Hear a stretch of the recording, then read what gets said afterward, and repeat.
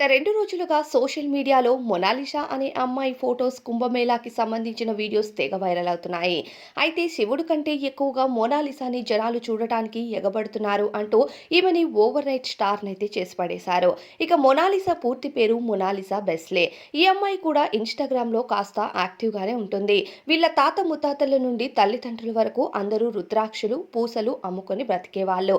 అయితే కుంభమేళాలో భాగంగా తల్లిదండ్రులకి సహాయంగా ఉండాలని కుంభమేళాలోకి వచ్చిన మోనాలిసా రాత్రికి రాత్రి ఓవర్ నైట్ స్టార్ అయిపోయింది.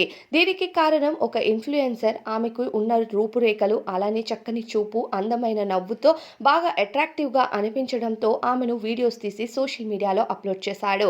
ఇక అంతే రాత్రికి రాత్రి ఫేస్‌బుక్, ఇన్‌స్టాగ్రామ్, యూట్యూబ్‌లో ఈమె ఫోటోస్, వీడియోస్ తెగ వైరల్ అయిపోయాయి. ఇంతకీ ఈమెవరు అనే ఆచూకీ ఆరా తీయటం మొదలుపెట్టారు జనాలు. అయితే ఈమె పూసలు అమ్ముకోవటానికి తల్లిదండ్రులని ఆర్థికంగా సహాయం చేయటానికి అక్కడికి వచ్చినట్టు తెలుస్తుంది.